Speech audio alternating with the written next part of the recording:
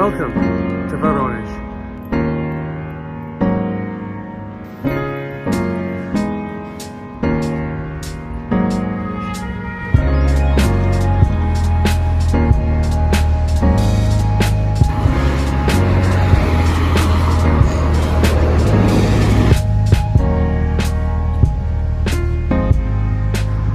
What's up guys, welcome to another video. Today I'm in Voronezh. Voronezh is the capital of Voronezh Oblast and is the 14th biggest city in Russia with just over 1 million people. For just 1,000 rubles I got a train here overnight, 7 hours from Moscow, 500 kilometers, and I'm here. I've arrived at the main train station here in the city.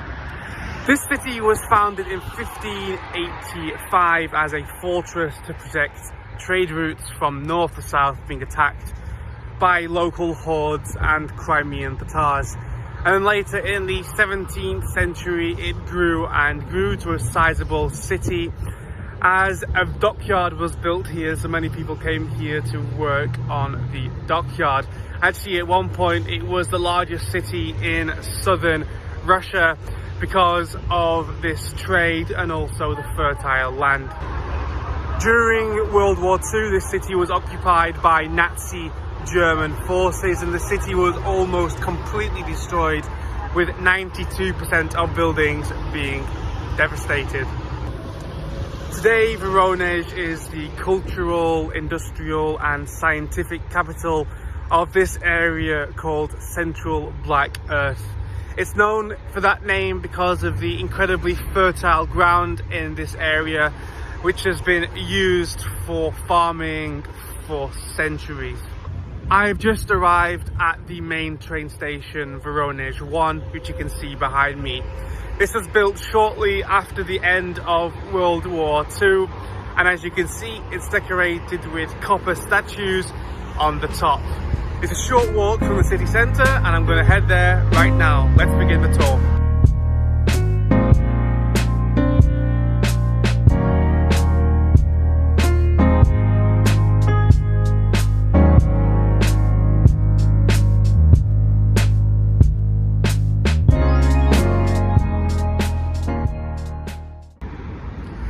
Like in every Russian city, we start the tour today in Lenin Square, here next to the statue of Lenin.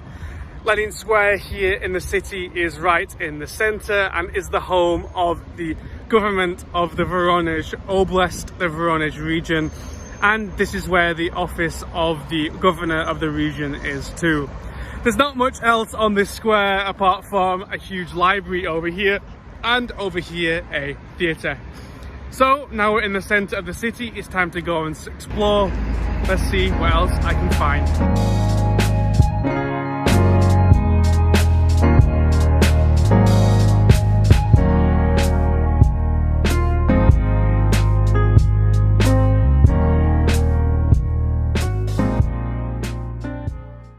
One of the more charming areas here in Voronezh is Karl Marx Street.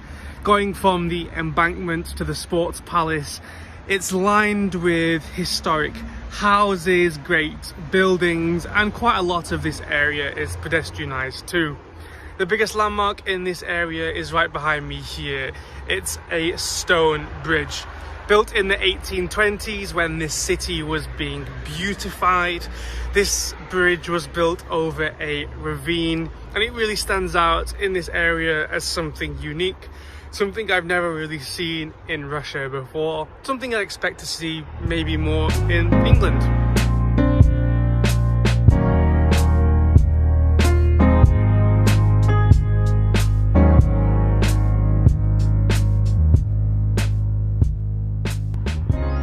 Behind me here is the Assumption or the Dormition Admiralty Church, built in 1694.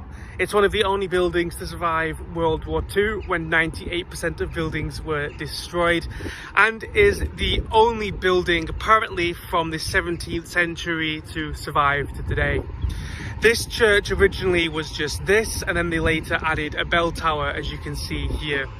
This was once just a normal bog standard church, and then this city became a ship shipbuilding hub, and this became linked to the shipbuilding industry, and this is where all the ships built in Voronezh were consecrated.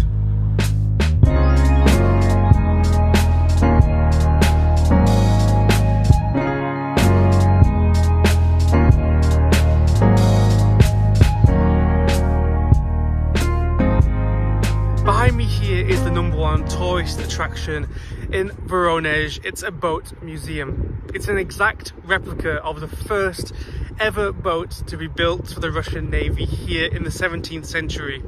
It was built here in Voronezh, and nowadays this boat serves as a museum. You can go on and see how tough life must have been for those Navy shipmen fighting in the wars of the Azov Sea all the way back in the 17th century. I highly recommend having a look on this boat if you're interested in that era of history, the era of Peter the Great and those wars in the Black Sea.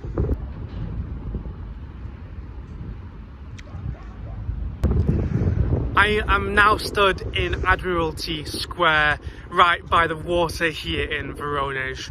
This place is the reason why this city grew into such a big city like it is today, because this is the place where ships were built and where they were released onto the water to be sent out to battle in the Azov Sea and the Black Sea and other southern waters. This area now is not used for anything like shipbuilding, but what you can see behind me here, where the Voronezh River is actually the largest artificial reservoir located inside a city in Europe. It's 70 square kilometers, a huge stretch of water, which many people here called the Voronezh Sea, but it's actually just a reservoir part of the Voronezh River.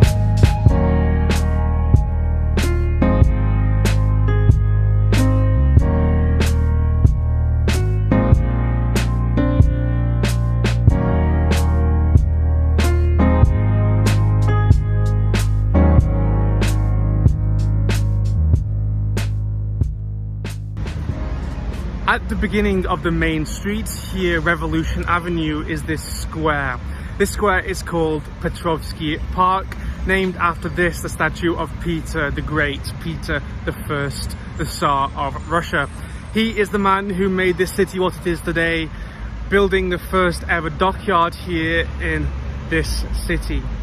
This statue here was originally unveiled in 1860 until World War II, when the Germans came here, invaded the city, destroyed most of it, and melted down the statue of Peter the Great. In 1956, it was remade and put back rightfully in its place here in Petrovsky Park, the exact same height and almost the exact same look, except this statue is Peter the Great when he was young. It's when he first came to the city, the age he was then. The original Peter the Great statue, he was much older towards the end of his time as Tsar. Right next to the statue of Peter the Great is this, a very beautiful fountain which supposedly is lit up at the night time, and I'll be sure to come and have a look at that in a few hours. I also read that in this spot is where Voronezh has its city Christmas tree, New Year tree in December and January.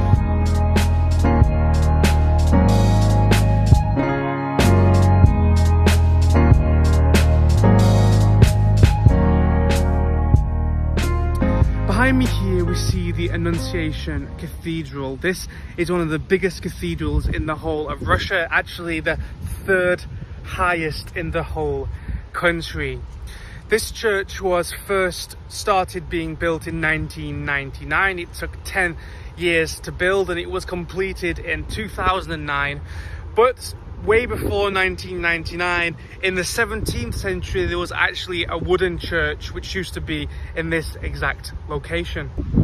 The church is 97 meters high, and inside it stores the icons and the relics from the first ever priest of Voronezh, who was an associate of Peter the Great and consecrated the first ever Russian Navy fleet. All his stuff is inside this church today. His name was Saint Mitrophany. There is a statue to him here right next to the church in this beautiful garden, which is known as the 1st of May garden.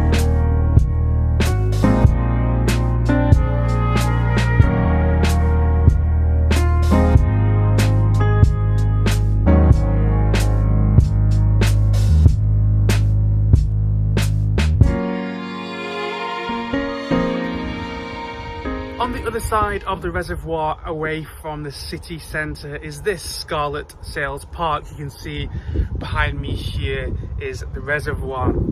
This place was rebuilt in 2011 on an anniversary of this city to the designs of a French architect, and nowadays you can see it's a really beautiful park full of families, children and couples going for a walk.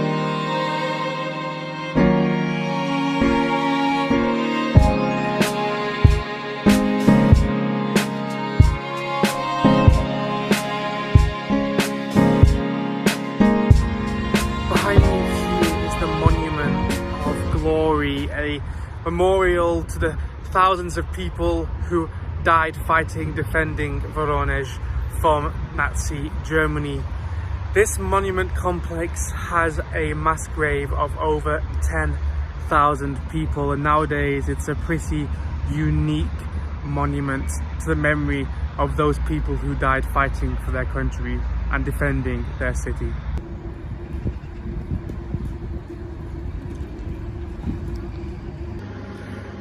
This is the end of my time in Voronezh and the end of this video. You can see here it's the next morning and I'm about to get on the train to head to a brand new city. Guys, thank you so much for watching this video. I hope you found it interesting. This is a city I did not expect to be as nice as it is.